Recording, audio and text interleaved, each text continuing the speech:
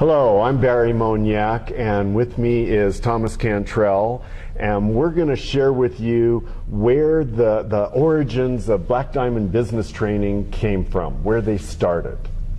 Thomas, we were having a conversation, and you were talking about your 97% win rate in administrative... I'm an administrative trial advocate. It's administrative law, and it is usually more focused on human resources issues, disciplinaries, and that sort of thing.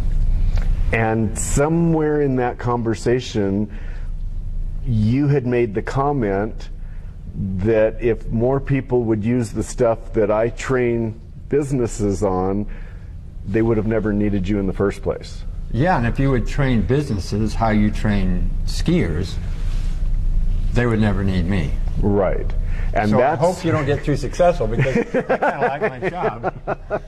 So that's where we started putting our minds together, because one of the things that I came to was up on the mountain, people can show up with, the nicest of ski clothing and the best quality gear, and they can tell me about all the exotic places they've skied, and it's like, well, that's all well and fine. As soon as we get off the lift, it takes me about a minute to see, oh, so that's how you navigate the terrain underfoot. All the rest of it was a story.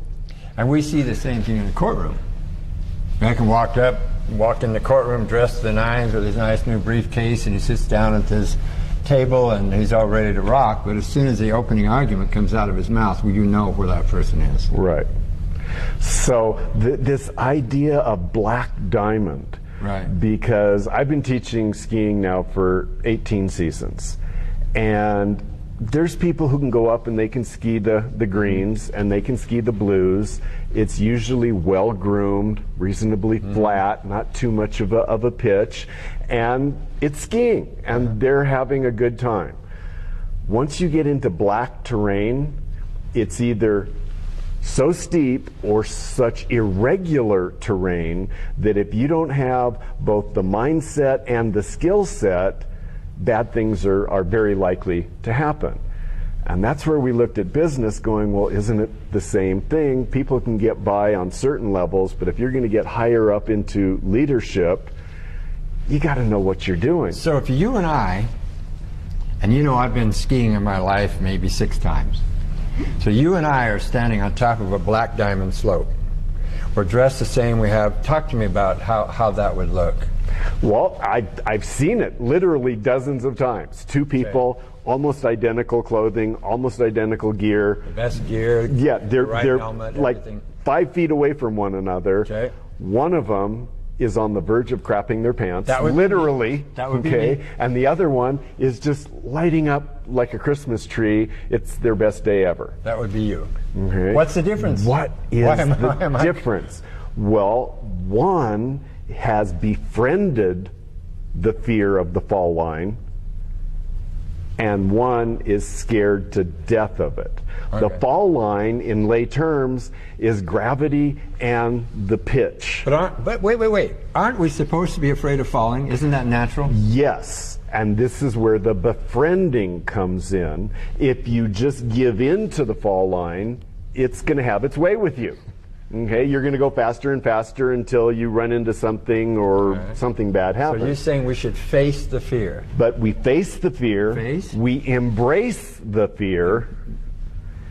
But we set limitations. Okay. Like any relationship boundary, I'm only going to let it pull on me enough to create momentum to make a turn.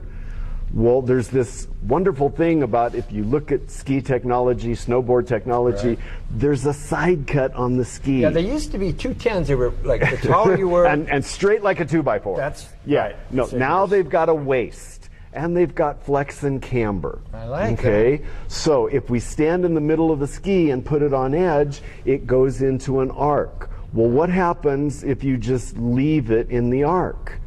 It's going to start to go back uphill. Skiing doesn't work uphill, so you're going to stop. And as soon as the human body experiences that, oh, I'm going to initiate a turn and then I'm going to stop. Oh, well, now the fall line can't have its way with me anymore, just enough to initiate the turn. Okay. Now, how do we apply that to business? Well, if I'm a leader and I've got people to lead, I've got situations to deal with, what's the one thing that I can do to be in control?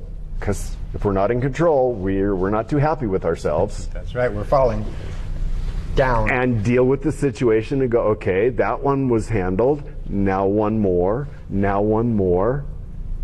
And after a while, you get to the point where you can start connecting those turns so you can connect the transactions in business. So this is more than facing fear. This is something else. You face it, you embrace it, and then you enjoy the benefits. You make it your friend. Yes. What's that called? That's called working with the forces of nature, whether it's on the mountain or in business. Works for me.